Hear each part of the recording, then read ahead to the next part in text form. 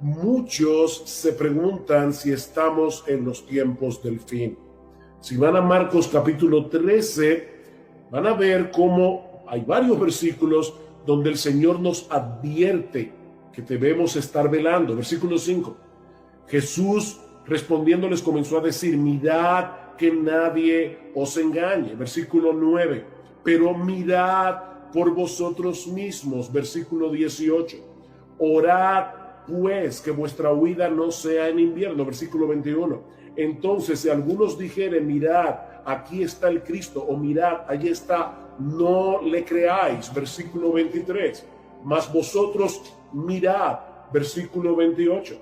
De la higuera aprended la parábola. Versículo 33. Mirad, velad y orad. Versículo 35. Velad pues, porque no sabéis cuándo vendrá el Señor de la casa. Versículo 37. Y lo que a vosotros digo, a todos lo digo, velad. Ven, hermanos, cómo la intención de este pasaje es eminentemente pastoral. Mis hermanos, la Biblia no fue escrita para que podamos enterarnos hoy de las noticias de mañana. La Biblia fue escrita para que podamos conocer a Cristo tal como Él es presentado en el Evangelio, tanto para nuestra salvación como para nuestra santificación. Y es mi intención exponer este pasaje con este propósito pastoral en mente, no para satisfacer una curiosidad que no es saludable para el cristiano.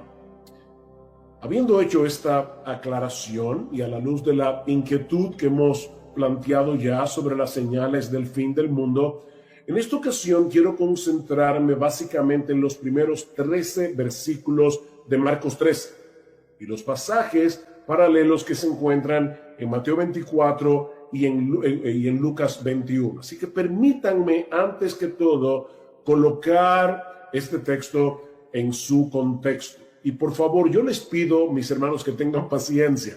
Cuando yo era niño y nos mudamos de un pueblo a la capital, mi familia estaba construyendo la casa paterna, y mientras hacían los cimientos de la casa, lo que nosotros llamamos la zapata, nosotros íbamos continuamente y a mí me daba la impresión de que la construcción no estaba avanzando. Bueno, yo les voy a pedir que tengan paciencia porque vamos a tener que primero echar los cimientos y puede ser que te dé la impresión de que no estamos avanzando, pero te vas a dar cuenta después cómo este contexto es tan importante para entender el tema que nos ocupa en esta tarde. Este discurso de Monte de los Olivos fue pronunciado durante la Semana de la Pasión, que comenzó el llamado Domingo de Ramos, cuando Jesús entró por última vez en la ciudad de Jerusalén para celebrar la Pascua con sus discípulos. Miles de personas se habían aglomerado en la entrada de la ciudad, aclamando con gozo a Jesús como el Mesías, el Hijo de David. Y mis hermanos, si no conociéramos la historia y pudiéramos viajar a través del famoso túnel del tiempo hasta ese Domingo de Ramos en Jerusalén, pensaríamos que la nación de Israel estaba experimentando un avivamiento espiritual. Pero muy pronto iba a ser evidente que toda esa algarabía no era más que una fachada religiosa, que eso no reflejaba la realidad del corazón. Unos días más tarde, Israel iba a rechazar a su Mesías, y eso tendría serias repercusiones tanto a nivel político como a nivel espiritual para esta nación que en el antiguo pacto era una teocracia. Ese lunes en la mañana, después del Domingo de Ramos, Jesús y sus discípulos se dirigían hacia el templo en Jerusalén y encuentran en el camino una mata de higuera llena de hojas pero sin fruto. Y en un acto simbólico Jesús maldice la higuera. Ahora deben tener en cuenta que en el Antiguo Testamento el árbol de higuera representaba la nación de Israel. Jesús maldice este árbol y se seca hasta la raíz. Eso era Israel en los días del Señor, un hermoso árbol lleno de hojas, pero que no tenía frutos, a punto de recibir todo el peso de la ira de Dios por su formalismo religioso.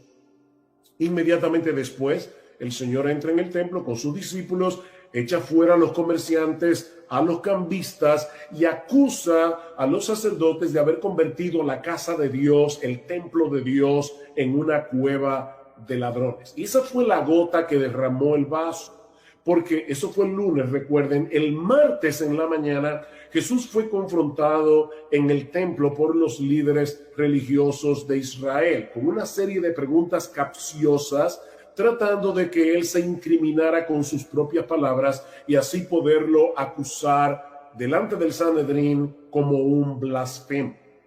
En ese contexto, el Señor les cuenta a los líderes religiosos una historia en forma de parábola. Estoy en Marcos 12, acerca de un hombre que había plantado una viña y que se la había arrendado a unos labradores. Pero cuando llegó el tiempo de la vendimia y el dueño envía a algunos de sus siervos a buscar la parte de los frutos que le corresponde, estos labradores malvados los afrentan y los golpean, llegando incluso a matar a algunos de estos siervos. Pero en vez de darles lo que merecía, el dueño decide enviarles lo más preciado que tenía, a su propio hijo, al amado de su corazón. Lo dice el texto que echándole mano lo mataron y lo arrojaron fuera de la viña. Comienzan a ver, hermanos, la intención de esta parábola. Y ahora Jesús les pregunta, ¿qué hará entonces el dueño de la viña? Y ellos responden, llevará a esos miserables a un fin lamentable y arrendará la viña a otros labradores que le paguen los frutos a su tiempo. Recuerden, hermanos, eso es inmediatamente antes del discurso del Monte de los Olivos. Ahora, obviamente la viña de esta historia es la nación de Israel y los labradores son sus líderes. De hecho, dice en Marcos capítulo 12, versículo 12, que a partir de ese momento ellos trataban de prender a Jesús, porque comprendieron que contra ellos había dicho la parábola. Ellos entendieron perfectamente el significado de esta historia. De manera que esta parábola nos enseña lo mismo que la maldición de la higuera. Israel perdería su estatus de nación teocrática y la viña sería entregada a otros labradores, la iglesia, que sí producirían los frutos que se esperaba de ella. Más adelante, en ese mismo día, el Señor pronuncia unas palabras bien duras contra los escribas y fariseos. Y esto se recoge en Mateo capítulo 23. Ahora recuerden, Mateo tiene su discurso del Monte de los Olivos en el capítulo 24. Así que este discurso contra los líderes de Israel se encuentra inmediatamente antes del discurso del Monte de los Olivos. Y de nuevo Jesús vuelve sobre el mismo tema, el juicio de Dios contra Israel. Dice en Mateo 23, por tanto, mirad, yo os envío profetas, sabios y escribas. De ellos a unos los mataréis y crucificaréis, y a otros los azotaréis en vuestras sinagogas y los perseguiréis de ciudad en ciudad. Y ahora escuchen, mis hermanos, para que recaiga sobre vosotros la culpa de toda la sangre justa derramada sobre la tierra, desde el justo Abel hasta la sangre de Zacarías, a quien asesinasteis entre el templo y el altar. En verdad os digo que todo esto vendrá sobre esta generación. O sea, lo que Jesús está diciendo aquí es que el juicio de Dios habría de caer sobre Israel mientras estuviera viva esa generación que le estaba escuchando en ese momento. El Señor finaliza su advertencia con estas palabras, Mateo 23:37. Jerusalén, Jerusalén, que matas a los profetas y apedreas a los que te son enviados. ¿Recuerdan la parábola de la viña? cómo Dios envió los siervos y los apedrearon? ¿Cuántas veces quise juntar a tus hijos como la gallina junta sus polluelos debajo de sus alas y no quisiste? He aquí, vuestra casa os es dejada desierta, porque os digo que desde ahora no me veréis hasta que digáis bendito el que viene en el nombre del Señor. Ahora, yo no sé si se dieron cuenta de este detalle. Aunque Jerusalén era la ciudad de Dios y el templo de Salomón era la casa de Dios, ahora Cristo le llama vuestra casa. Vuestra casa os es dejada desierta. Mis hermanos, cuando Jesús salió del templo ese martes, fue para no regresar a ese lugar nunca más. De manera que en ese momento el templo dejó de ser la casa de Dios para convertirse en un edificio más. Porque, mis hermanos, ¿qué es lo que hace al templo la casa de Dios? Que la gloria de Dios esté allí. ¿Y quién es la gloria de Dios encarnada? Nuestro Señor Jesucristo. De hecho, ¿no tiene algo interesante en Marcos capítulo 3, en el versículo 4?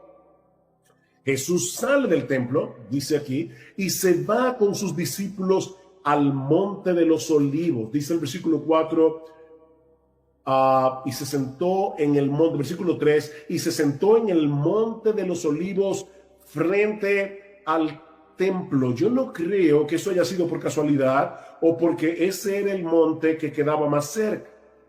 En los capítulos 10 y 11 del libro de Ezequiel, y yo les dije que tuvieran paciencia, que estamos haciendo verdad los cimientos de la casa.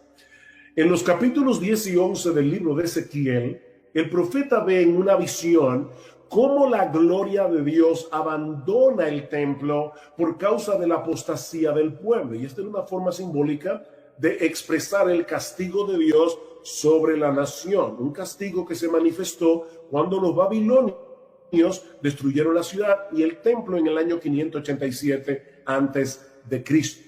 Pero hay un detalle sorprendente en esta profecía del libro de Ezequiel. Dice en el versículo 23 del capítulo 11 que la gloria del Señor se elevó en medio de la ciudad y se detuvo sobre el monte que está al oriente, es decir, el monte de los olivos, como vemos claramente en Zacarías capítulo 14, versículo 4. La gloria de Dios dejó el templo antes de ser destruido por los babilonios, y eso es exactamente lo que está sucediendo aquí.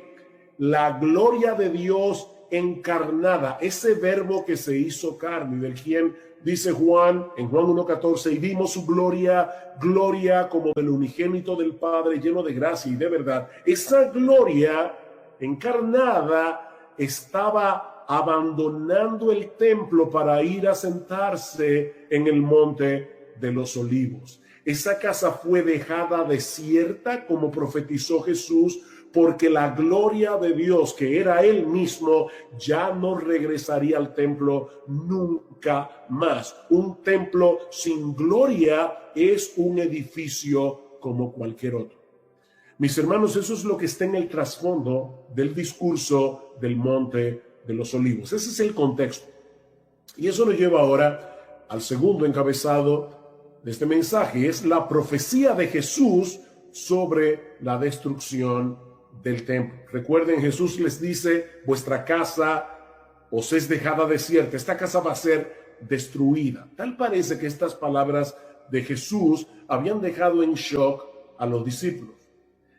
¿Cómo era posible que el templo, la casa de Dios, fuera destruida? Vean el versículo 1 de Marcos 13.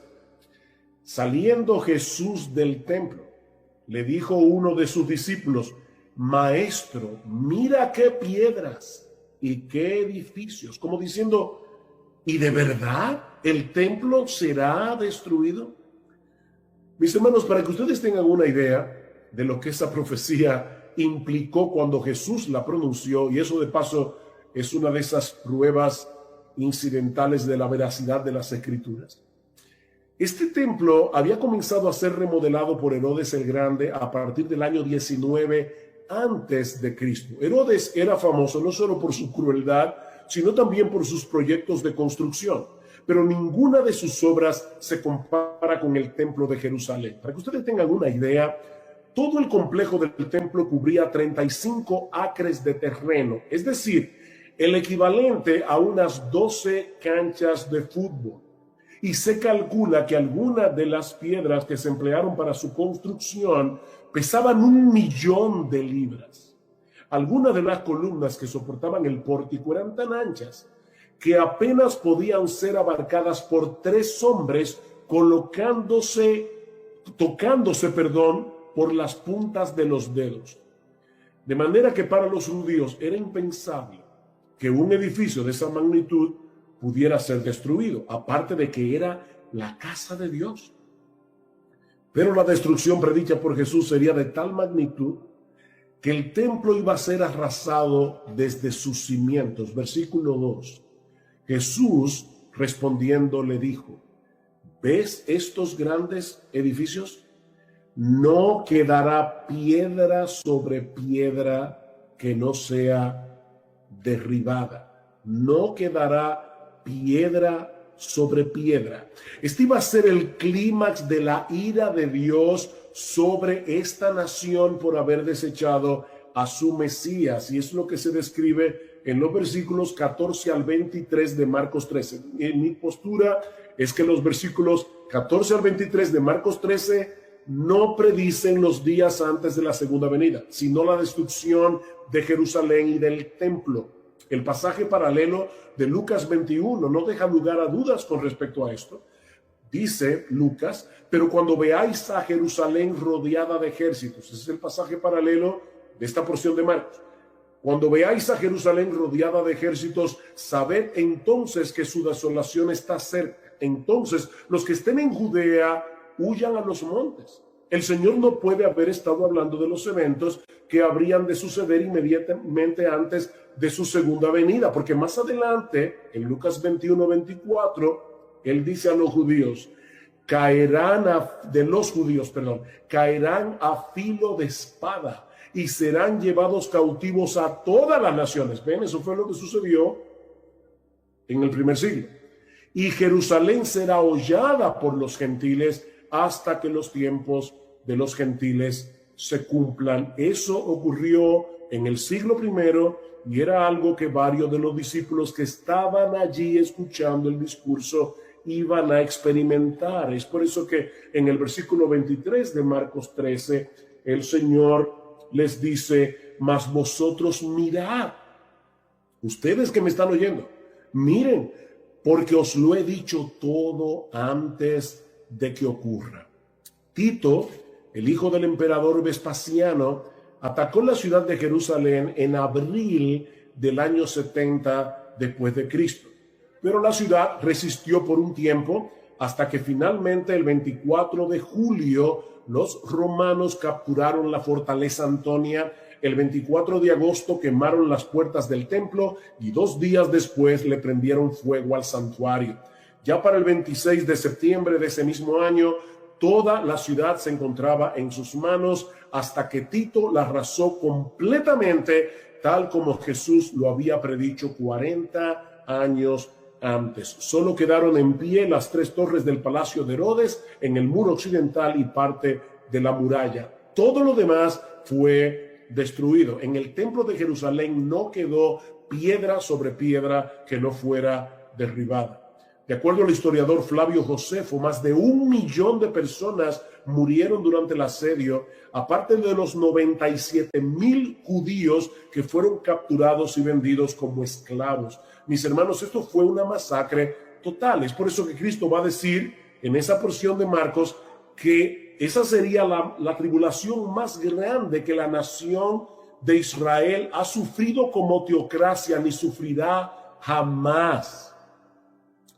Por esto, mis hermanos, es que era tan difícil de imaginar para los judíos, para los discípulos, que esto iba a suceder a menos que estuviera llegando el fin del mundo. Y es por eso que los discípulos conectaron la caída de Jerusalén y del templo con el fin del mundo o el fin del siglo. De ahí la pregunta: del versículo 4. Vean una vez más, versículo 3 y 4.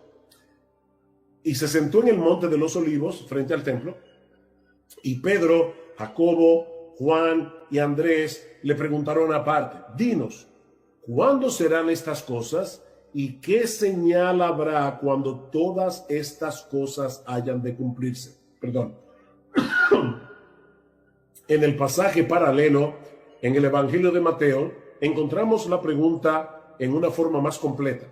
Dinos cuándo serán estas cosas, es decir, la destrucción de Jerusalén y del templo, y qué señal habrá de tu venida y del fin del siglo. ¿Ven cómo los apóstoles parecen estar conectando estos eventos al mismo tiempo? La destrucción de Jerusalén y el templo por un lado, y la segunda venida de Cristo y el fin del mundo por el otro. Pero Jesús quiere hacerles ver ahora que habrá un lapso de tiempo indefinido entre estos eventos. De ahí las advertencias del Señor que encontramos en los versículos 5 al 13, lo que me lleva a mi próximo encabezado, las advertencias de Jesús. La primera de esas advertencias la encontramos en los versículos 5 al 8, y es que tengan cuidado los discípulos de no dejarse engañar por las supuestas señales de su venida y del fin del mundo. Por favor, lean conmigo Marcos 13. Voy a pedirles, yo no sé si ustedes están captando con mi computadora el ruido que hay alrededor, pero estamos en elecciones y eso es lo que pasa en mi país, se convierte en un carnaval. Pero escuchen lo que dice versículos 5 al 8. Jesús respondiéndoles comenzó a decir: mirad que nadie os engañe, porque vendrán muchos en mi nombre diciendo yo soy el Cristo, y engañarán a muchos. Mas cuando oigáis de guerras y de rumores de guerras, no os turbéis, porque es necesario que suceda así, pero aún no es el fin.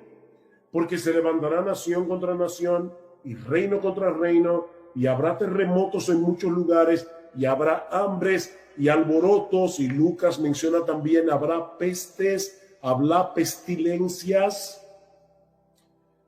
principios de dolores son estos. ¿Se dan cuenta, hermanos?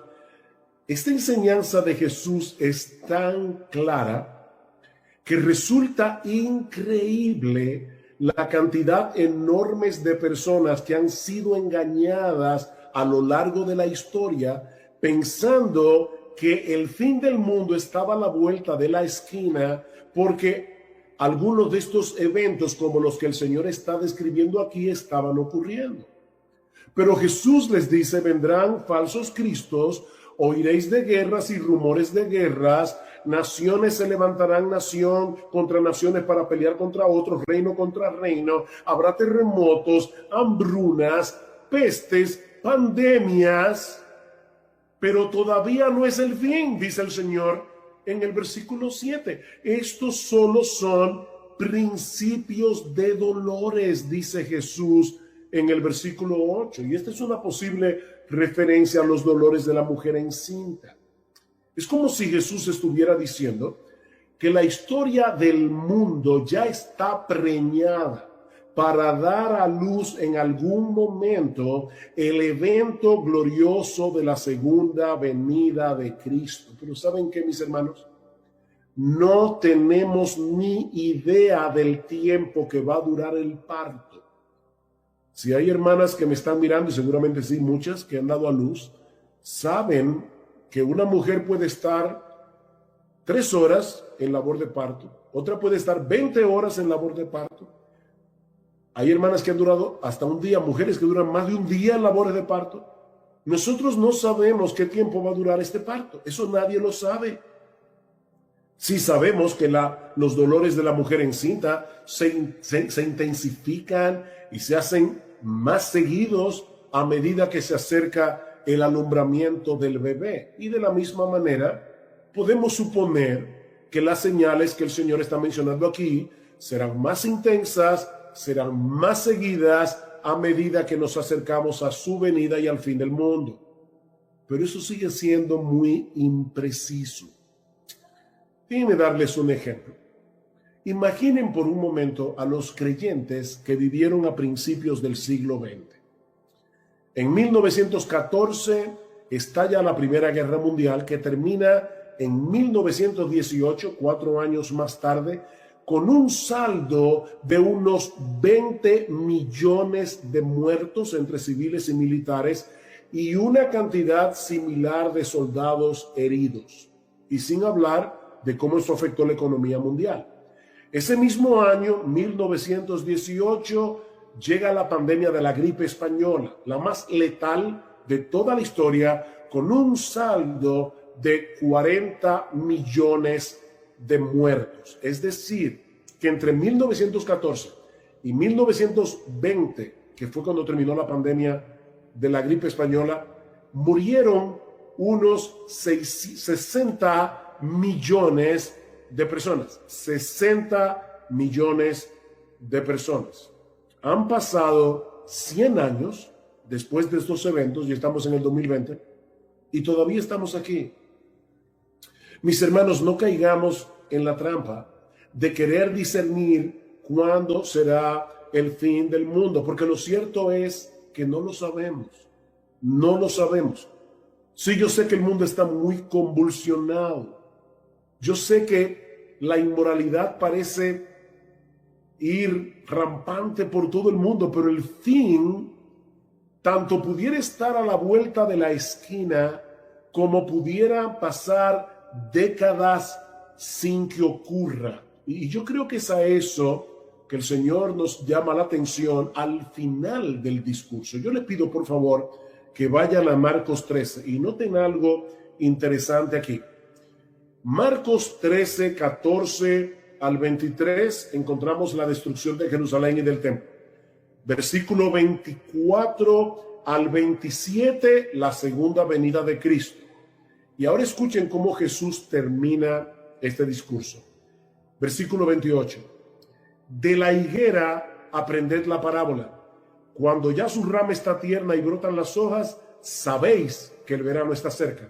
Así también vosotros, a quienes ya yo les he dicho cuáles son las señales de la destrucción de Jerusalén y del templo que ocurrió en el siglo I. Dice, así también vosotros, cuando veáis que suceden estas cosas, conoced que está cerca, a las puertas. De cierto os digo que no pasará esta generación hasta que todo esto acontezca. Ustedes que me están escuchando van a vivir esto. El cielo y la tierra pasará, pero mis palabras no pasarán. Así que los versículos 28 al 31 está hablando de los eventos del siglo I. Y ahora noten el versículo 32. Pero de aquel día de la segunda venida y de la hora nadie sabe, ni aun los ángeles que están en el cielo, ni el Hijo, sino el Padre. Mirad, velad y orad, porque no sabéis cuándo será el tiempo. Ustedes se dan cuenta, de la destrucción de Jerusalén, ustedes iban a ver cosas muy claras. Cuando ustedes vean a Jerusalén rodeada de ejércitos, huyan, porque en aquellos días algunos decían, no se preocupen que ya el Mesías viene, quédense en Jerusalén, la victoria será nuestra, y por eso muchos fueron masacrados. Pero los cristianos que le creyeron a Jesús pudieron huir de Jerusalén a tiempo. De manera, mis hermanos, que la primera advertencia del Señor es que no nos dejemos engañar. No nos dejemos engañar. Estas señales bien pudieran decirnos que la venida de Cristo está a las puertas, a la vuelta de la esquina, o pudieran pasar décadas. Nosotros no lo sabemos. La segunda advertencia del Señor es la que encontramos en los versículos 9 al 13 de Marcos 13. Versículo 9 al 13. Pero mirad por vosotros mismos, porque os entregarán a los concilios y en las sinagogas os azotarán y delante de gobernadores y de reyes os llevarán por causa de mí para testimonio a ellos. Y es necesario que el evangelio sea predicado antes a todas las naciones, pero cuando os trajeren para entregaros, no os preocupéis por lo que habéis de decir, ni lo penséis, sino lo que os fuere dado en aquella hora, eso hablad, porque no sois vosotros los que habláis, sino el Espíritu Santo.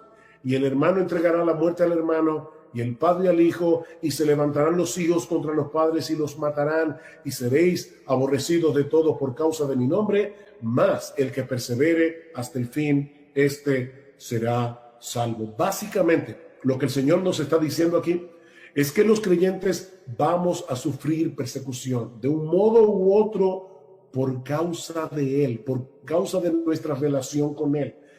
Pero en vez de detener el avance de la iglesia, esas persecuciones servirán más bien para el avance del evangelio.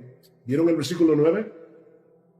Mirad, versículo 9, por vosotros mismos, porque os entregarán a los concilios en las sinagogas, delante de los gobernadores y reyes os llevarán por causa de mí. ¿Para qué? Para testimonio a ellos. Y eso lo vemos claramente en el libro de los Hechos.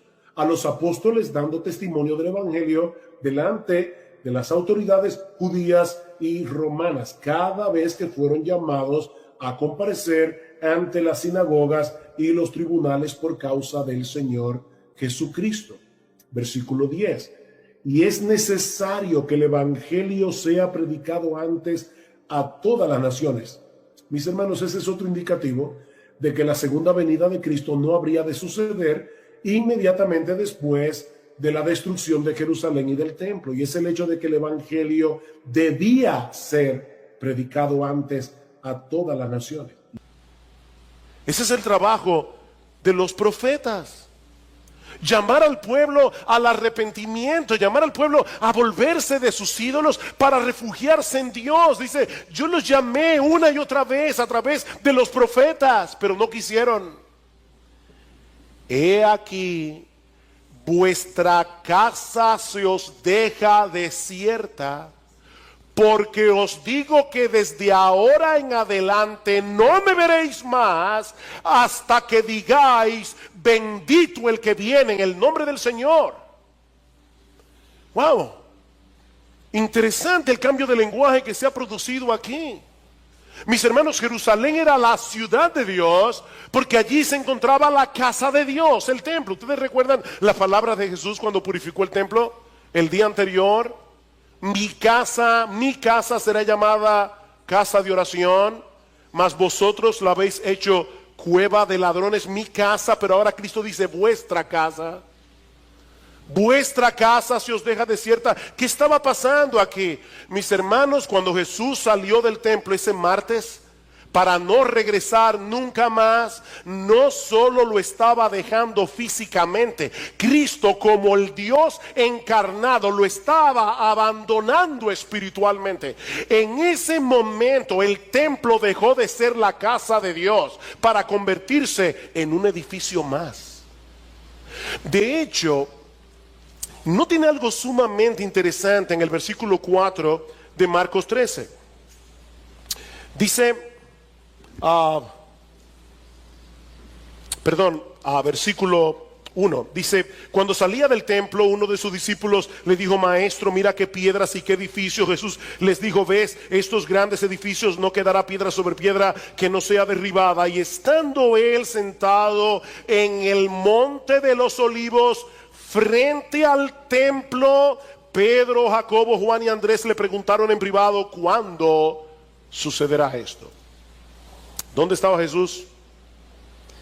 En el monte de los olivos. Y yo no creo que eso haya sido por casualidad o porque era el monte más cerca. En los capítulos 10 y 11 del libro de Ezequiel, el profeta ve una visión apocalíptica. Recuerden que las visiones eran bien extrañas para nosotros los occidentales, pero él ve una visión como la gloria de Dios abandona el templo por causa de la idolatría. Y era una forma simbólica, una visión que él estaba viendo de cómo Dios iba a castigar la nación por su pecado. Un castigo que se manifestó cuando los babilonios destruyeron la ciudad y el templo en el año 587 antes de Cristo. Ahora hay un detalle sorprendente en esta profecía del libro de Ezequiel. Dice en el versículo 23 del capítulo 11, en esa visión que él está viendo, la gloria del Señor sale del lugar santísimo, se posa en la muralla del templo Y luego dice que la gloria del Señor se elevó de en medio de la ciudad y se detuvo sobre el monte que está al oriente, es decir, el monte de los olivos, como dice en Zacarías capítulo 14 versículo 4. Así que la gloria de Dios dejó el templo y se posa en el monte de los olivos antes de ser destruido por los babilonios. Ahora, mis hermanos, déjenme hacerles una pregunta. ¿Cuál es la manifestación final y definitiva de la gloria de Dios? Hablando acerca de la encarnación de Jesús, dice en Juan capítulo 1 versículo 14, y el verbo se hizo carne y vimos su gloria, gloria como del unigénito del Padre, lleno de gracia y de verdad. Jesús es la encarnación de la gloria de Dios. Por eso es que más adelante Él va a decir, ustedes verán al Hijo de Dios viniendo con las nubes del cielo. ¿Qué se manifestaba con las nubes del cielo en el Antiguo Testamento? La gloria de Dios. Así que en ese día de la semana de la pasión, la gloria de Dios en Jesús estaba abandonando el templo para irse a sentar en el monte de los olivos.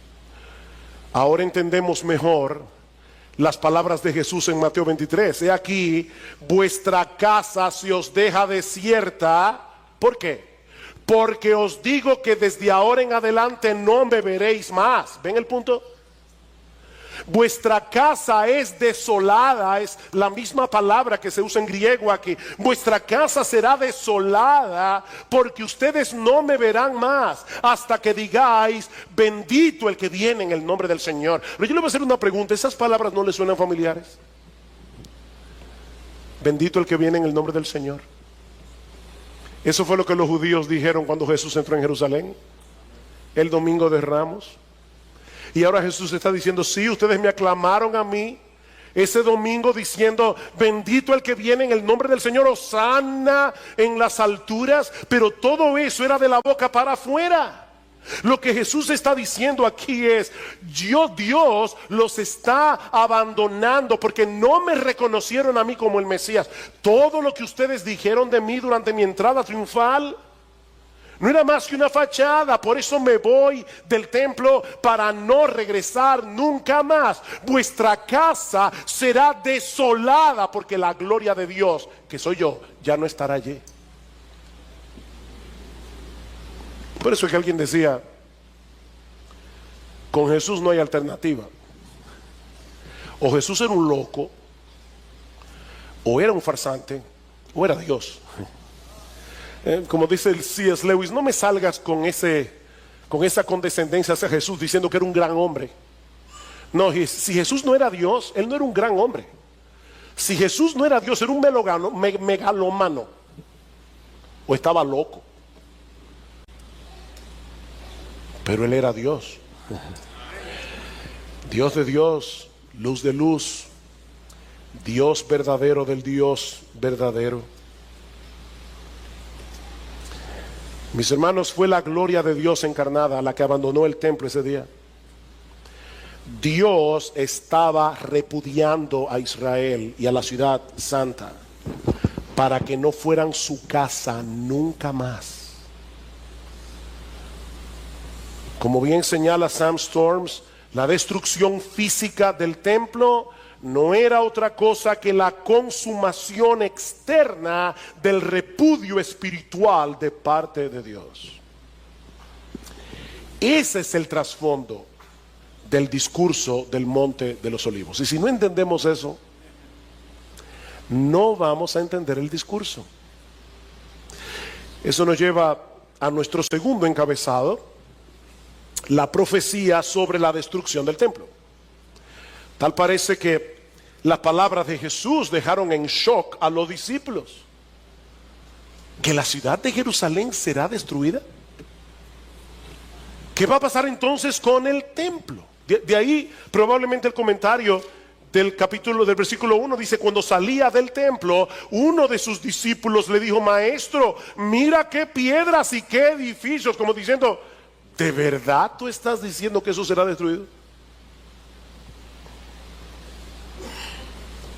Ahora, para entender el asombro de los discípulos, necesitamos conocer algunas cosas acerca del templo y lo que ese edificio significaba para los judíos. El templo original fue construido por Salomón, como muchos de ustedes saben, el hijo de David, en el siglo X antes de Cristo. Pero tal como dijimos hace un momento, fue destruido por los babilonios en el 587, por lo que el templo tuvo que ser reconstruido en el año 516 antes de Cristo, cuando los israelitas volvieron del exilio babilónico. Pero ese nuevo templo no era ni sombra del anterior. Así que muchos años más tarde, en el 19 antes de Cristo, Herodes el Grande, no lo confundan con el Herodes de los días de Jesús, ese era hijo de Herodes. Este es Herodes el Grande. Herodes el Grande decidió comenzar una remodelación masiva del templo. Herodes era reconocido por sus proyectos de construcción monumentales, pero ninguna de sus obras se compara con el templo de Jerusalén. Todos dicen que el templo llegó a convertirse en uno de los edificios sagrados más esplendorosos del mundo. El historiador judío Flavio Josefo lo describe de esta manera: la parte exterior del edificio tenía todo aquello que pudiese producir asombro al alma y a los ojos. Al estar cubierto por todos lados con gruesas planchas de oro, apenas salía el sol, el templo empezaba a irradiar un resplandor tan intenso que los que se esforzaban en mirarlo se veían obligados a desviar sus ojos como si se tratase de rayos solares. A los extranjeros que se aproximaban les parecía desde lejos como una montaña revestida con un manto de nieve, debido a que todo lo que no estaba cubierto de oro era de un blanco purísimo. Para que ustedes tengan una idea, todo el complejo del templo cubría 35 acres de terreno. Es decir, que adentro del terreno cabían 12 canchas de fútbol, para que ustedes puedan tener una idea de lo que era el templo de Jerusalén. Se calcula aún al día de hoy que algunas de sus piedras, de las piedras que se emplearon para su construcción, pesaban 1.000.000 de libras. De hecho, algunas de las columnas que soportaban el pórtico eran tan anchas que apenas podían ser abarcadas por 3 hombres tocándose con la punta de los dedos. Apenas podían abarcarla. De manera que para los judíos era impensable que un edificio como ese pudiera ser destruido. Eso era imposible. Recuerden, hermanos, estamos en el siglo I, no hay tanques de guerra, no hay bombas.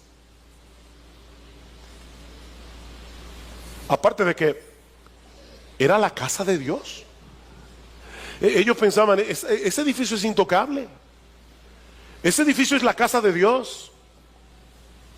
Imagínense ahora cuando Jesús les dice, versículo 2, ¿ves estos grandes edificios? No quedará piedra sobre piedra que no sea derribada.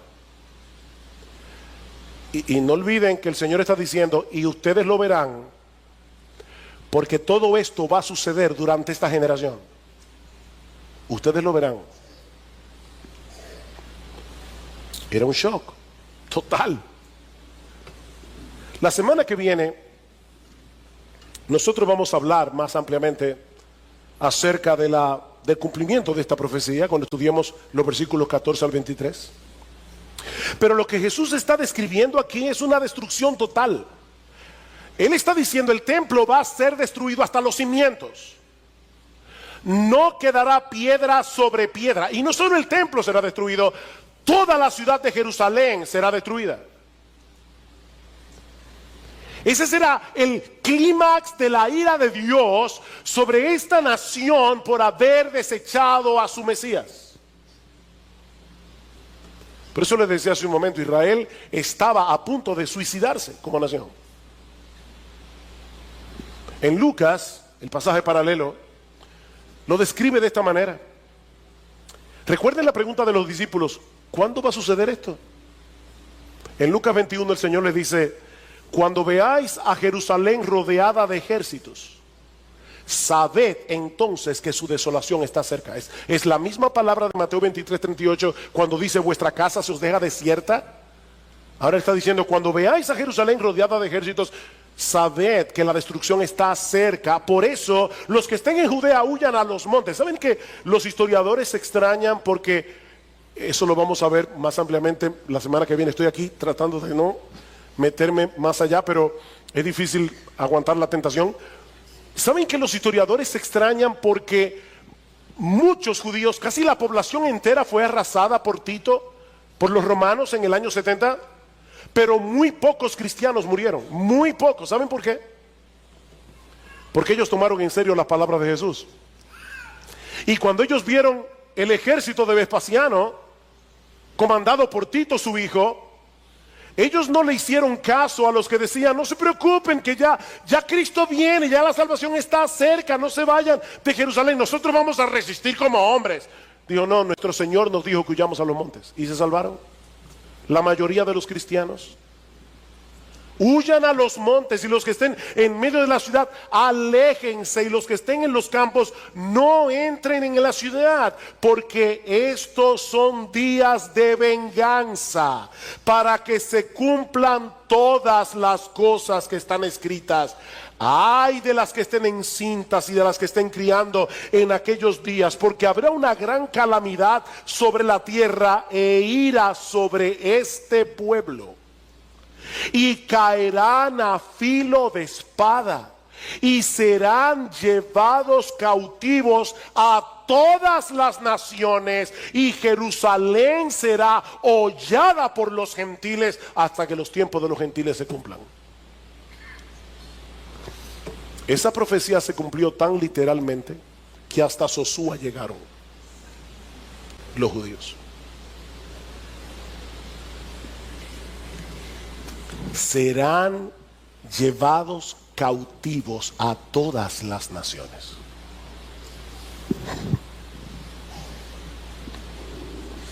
Eso era tan difícil de imaginar para los discípulos, que es muy probable que en la mente de ellos asociaran estos eventos con el fin del mundo.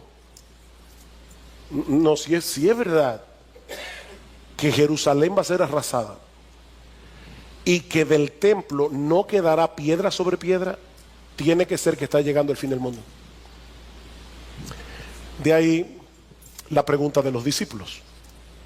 Dice en Marcos capítulo 13, versículo 3: y estando él sentado en el monte de los olivos frente al templo, Pedro, Jacobo, Juan y Andrés le preguntaron en privado: dinos cuándo sucederá esto, y qué señal habrá cuando todas estas cosas se hayan de cumplir.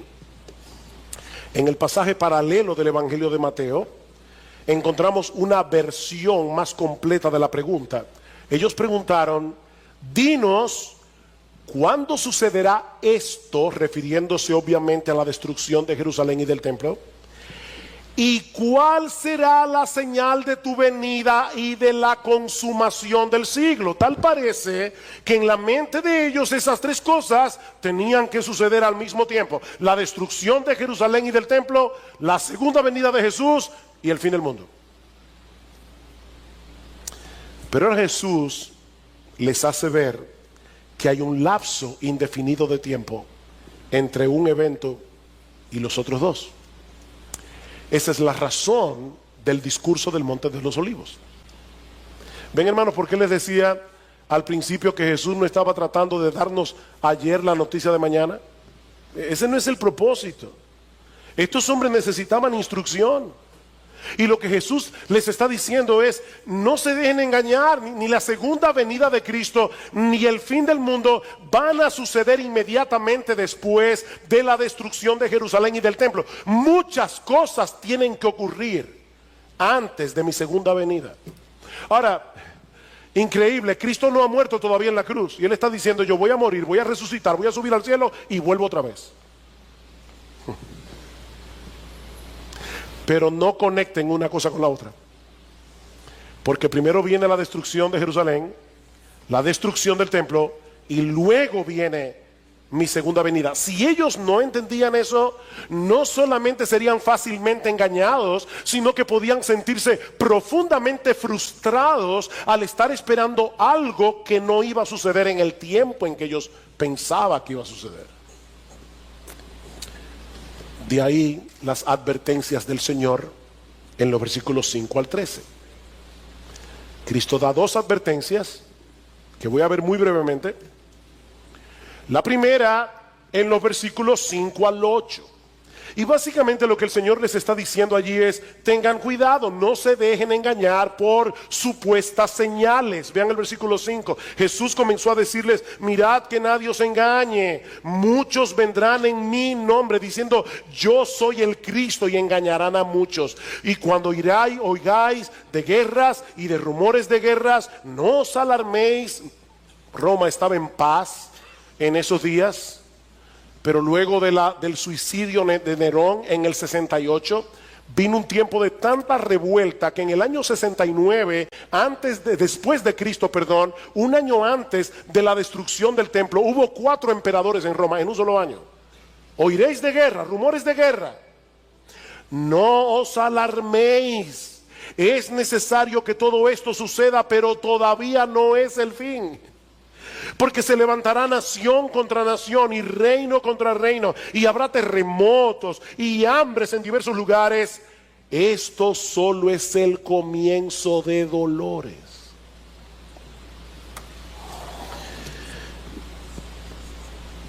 La enseñanza de Jesús es tan clara en este pasaje que no deja de ser increíble que a lo largo de los siglos tantas personas hayan sido engañadas creyendo que ciertos eventos son señales del fin cuando no lo son.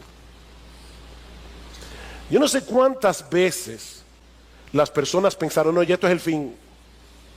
Yo me imagino que cuando Napoleón comenzó a conquistar Europa, muchos pensaron en el siglo XIX: ya esto se acabó, Napoleón está muerto y enterrado. Primera Guerra Mundial, eso fue horrible. Bueno, esto sí que ya es el fin del mundo. No, no es el fin del mundo. Van a oír de guerra, rumores de guerra, reino contra reino, nación contra nación. Que esos no son señales del fin, dice Jesús. No estén buscando indicios en los periódicos. Surge Hitler en Alemania, el ataque a Polonia, la Segunda Guerra Mundial. Bueno, ahora sí que no es el fin, dice Jesús. Increíble, ¿verdad? ¿Cómo? ¿Qué es lo que le pasa a la gente? Que no leen la Biblia. Lo que pasa es que no leen el texto con cuidado. Aquí dice que no se dejen engañar, que esas no son señales del fin. Eso es lo que va a estar pasando a lo largo de toda la historia hasta que yo vuelva en gloria. No se dejen engañar. Vendrán falsos cristos, oiréis de guerra, rumores de guerra, nación contra nación, reino contra reino, terremotos, hambrunas. Pero todavía no es el fin. Mis hermanos amados, no se pongan a buscar las noticias en los periódicos. Bueno, ya eso no existe casi en internet. No se pongan a buscar noticias buscando algún indicio de la venida de Cristo, porque van a terminar extraviándose. Esto es solo el comienzo de dolores, dice Jesús. Y esta es una referencia a los dolores de la mujer encinta. Es como si Jesús estuviera diciendo: la historia del mundo ya está preñada para dar a luz en algún momento el evento glorioso de mi segunda venida. Pero mis hermanos, nosotros no tenemos ni idea del tiempo que va a durar el parto. ¿Saben que hay mujeres que se pasan 24 horas con dolores? Y hay otras que en el tercer pujo dan a luz y duran 2 horas. No sabemos. Eso es lo que Jesús está diciendo. No sabemos. Eso nadie lo sabe. Tal vez, y digo esto con cuidado, pero tal vez pudiéramos decir que así como los dolores de la mujer encinta se van intensificando y haciendo cada vez más agudos a medida que se acerca el alumbramiento del bebé, bueno, de una manera similar, las señales que el Señor está mencionando aquí puede que se intensifiquen y se hagan más seguidas y agudas a medida que nos acercamos a su segunda venida, pero aún eso es muy impreciso. ¿Cómo sabemos cuántas guerras, cuántos terremotos, cuántas hambrunas tienen que llegar para que Jesús regrese en gloria? Así que primera advertencia, no se dejen engañar. Segunda advertencia, versículos 9 al 13. El Señor les dice, los creyentes van a sufrir persecución durante toda esa era, de un modo u otro, por causa mía, dice Jesús. Lo dice 2 veces, por causa mía. Pero en vez de detener el avance de la iglesia, ¿saben qué dice el Señor? Esas persecuciones servirán para llevar el evangelio a todas partes y para purificar a la iglesia, para saber quiénes son suyos y quiénes no lo son. Versículo 9. Pero estad alertas, porque os entregarán a los tribunales y seréis azotados en las sinagogas y compareceréis delante de gobernadores y reyes por mi causa, para testimonio a ellos. Voy a usar, dice el Señor, esas mismas persecuciones para que ustedes lleguen a lugares donde probablemente no habrían podido llegar de otra forma. Y en esos lugares, delante de reyes, delante de gobernadores, ustedes van a dar testimonio de mí. Van a dar testimonio de mí. Versículo 10. Pero primero el evangelio debe ser predicado a todas las naciones. Es como si el Señor estuviera diciendo, no se preocupen por las persecuciones, la iglesia nunca será exterminada. Hay momentos, ¿verdad?, en que parece que el mal, el humanismo secular se va a tragar a la iglesia.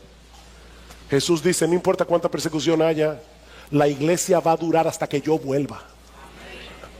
Porque este evangelio será predicado a todas las naciones. Este es un indicativo claro, mis hermanos, de que la segunda venida no podía suceder inmediatamente después de la destrucción del templo.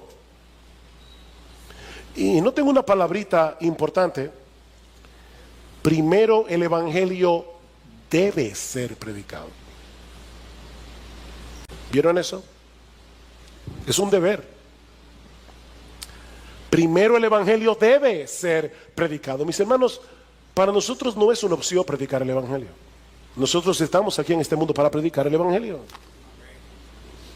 Y dice Cristo, y ese evangelio va a llegar a todas las naciones. Y el evangelio de Mateo añade, y entonces vendrá el fin.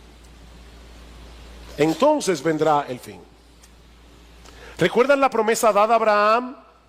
En ti serán benditas todas las familias de la tierra. Jesús es ese hijo de Abraham, en quien han sido benditas con la salvación todas las familias de la tierra. Este evangelio va a llegar a todas las familias de la tierra. Pero mis hermanos, una vez más, nosotros no podemos saber cuándo la iglesia habrá completado esta comisión para poder decir, ya faltan 15 minutos para que llegue el Señor. No lo sabemos. Versículo 11. Y cuando os lleven y os entreguen, no os preocupéis de antemano por lo que vais a decir, sino que lo que os sea dado en aquella hora, eso hablad, porque no sois vosotros los que hablad, sino el Espíritu Santo. Imagínense a los apóstoles escuchando, estos 12 pescadores, la mayoría de ellos pecadores, hombres del pueblo, y Jesús les está diciendo, ustedes van a ser llevados delante de reyes, van a ser llevados delante de gobernadores y van a dar testimonio de mí.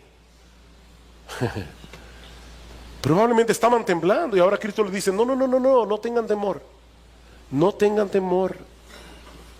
No se preocupen de antemano por lo que tengan que decir, porque cuando llegue el momento preciso, el Espíritu Santo que está en ustedes, Él los va a capacitar para que ustedes digan lo que tienen que decir. Él les dará el coraje, Él les dará las palabras. Y ¿saben qué, mis hermanos? Aunque esa promesa se cumple primariamente en los apóstoles, secundariamente para todos nosotros, porque después de Pentecostés, el Espíritu Santo mora en todos los que son verdaderos creyentes.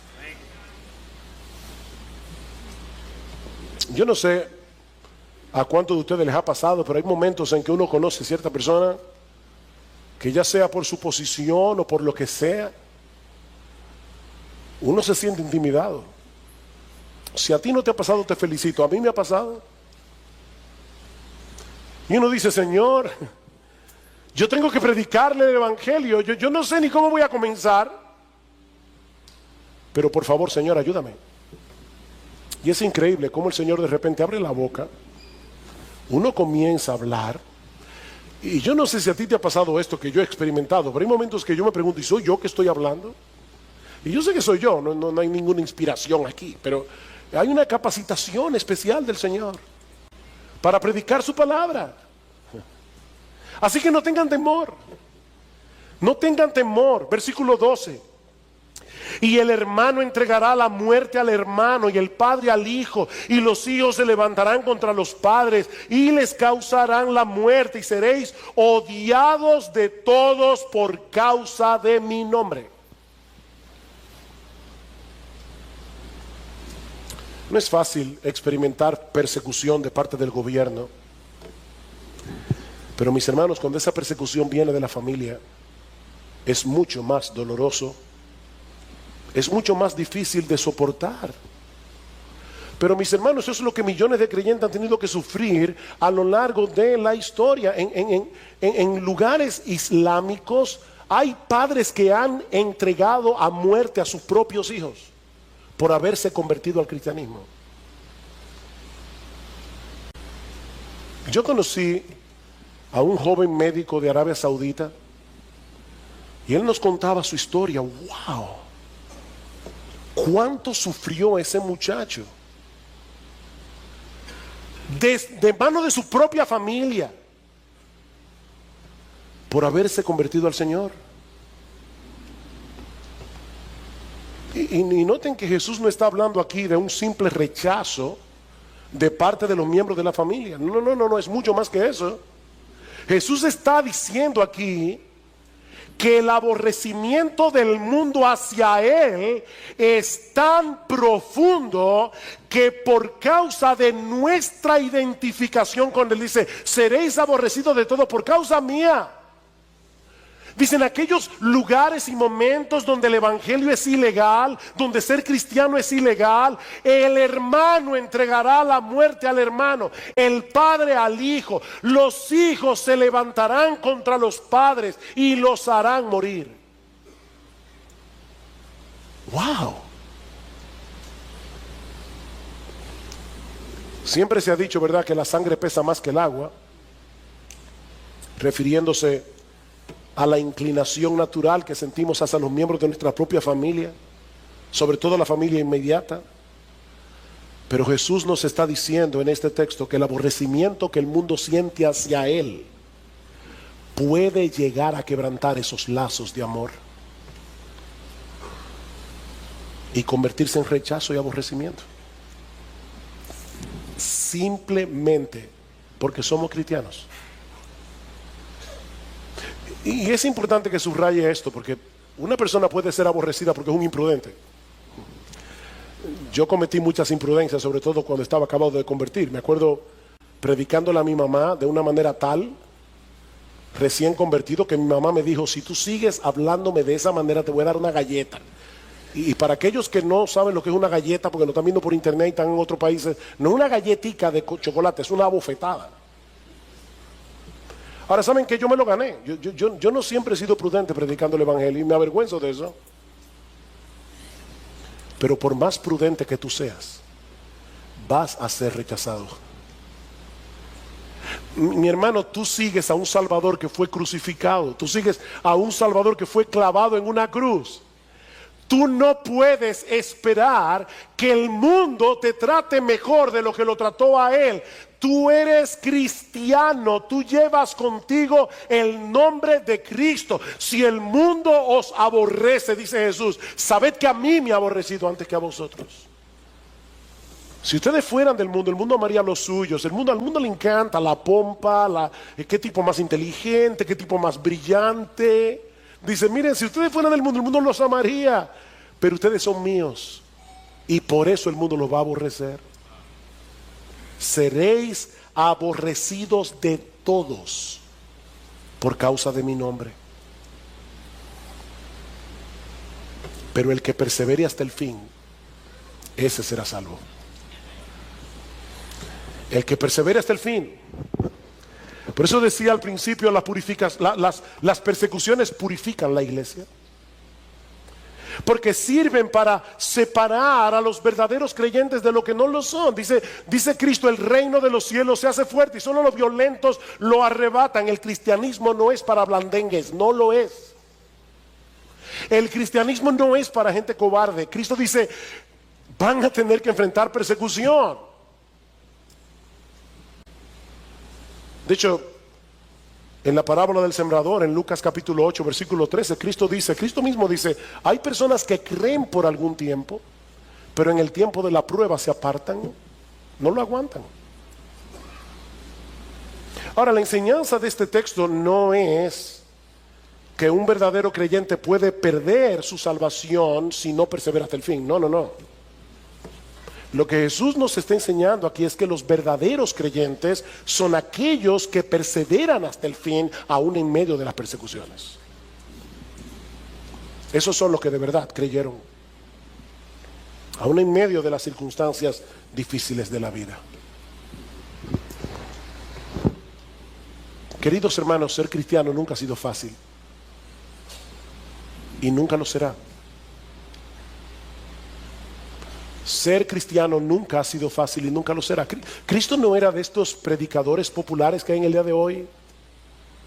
Ven a Cristo y todos tus problemas se van a solucionar.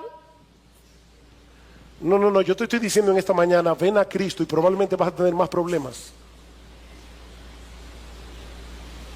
Cristo dijo claramente, las zorras tienen guarida, las aves de los cielos nidos, pero el Hijo del Hombre no tiene dónde recostar su cabeza. ¿De verdad tú quieres seguirme a mí? Calcula el precio. Pero ¿saben qué? No hay razón para que los cristianos nos sintamos avergonzados o intimidados por el mundo, porque estamos del lado de aquel que venció la muerte en la cruz del Calvario. No hay razón para estar intimidados. Mis hermanos, independientemente de lo que el mundo piense de los cristianos, que somos unos retrógrados, que somos de mente estrecha, que nosotros estamos en la época de la Edad Media, que nosotros no somos progresistas, no importa lo que el mundo piense de los cristianos. Es un privilegio, es un gran privilegio seguir y servir a ese Rey que por amor a nosotros se hizo siervo, para dar su vida en rescate por muchos. Es un privilegio ser cristiano.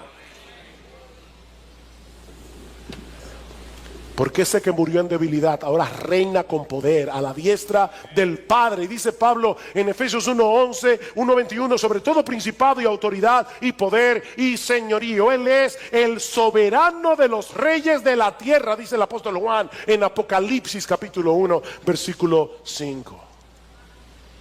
El soberano de los reyes de la tierra. Y algún día todos doblarán su rodilla ante Jesús y confesarán que Él es el Señor. Miren, mis hermanos, si hay algo que nosotros aprendemos de este pasaje, y le decía a mi esposa ayer, estoy peleando con el texto porque hay tantas cosas que tengo que decir y no las puedo decir en una sola hora. Pero si hay algo que nosotros aprendemos de la porción que vimos en el día de hoy, es que este mundo no se está moviendo a tontas y a locas. No, no, no, mis hermanos. Nuestro Dios está llevando a cabo el plan de redención que Él decretó desde antes de la fundación del mundo. Un plan de salvación que gira en torno a la persona y a la obra de Jesús. Y nada ni nadie podrá impedir que Él haga lo que Él ha diseñado hacer, lo que Él ha determinado hacer. Es por eso que Jesús anunció de antemano su muerte y su resurrección. Él dijo de antemano: yo vine a morir. Jesús anunció de antemano la destrucción de Jerusalén y del templo en un lapso de tiempo de 40 años, porque Él es el soberano de la historia. Jesús anunció de antemano que los judíos serían esparcidos por todo el planeta Tierra por haberlos rechazado a Él. Jesús anunció que Él iba a edificar a su iglesia. Jesús anunció que la iglesia iba a prevalecer hasta la segunda venida a pesar de las persecuciones, que las puertas del Hades no prevalecerían contra la iglesia. Jesús anunció de antemano que su evangelio sería predicado a todas las naciones. Jesús anunció que Él regresará en gloria por segunda vez desde los cielos cuando todo se haya cumplido. Él es el Señor de la historia. Él es Rey de reyes. Él es Señor de señores. Y algún día todos aquellos que se han rendido ante su soberanía y han venido a Él en arrepentimiento y fe, reinaremos juntamente con Él.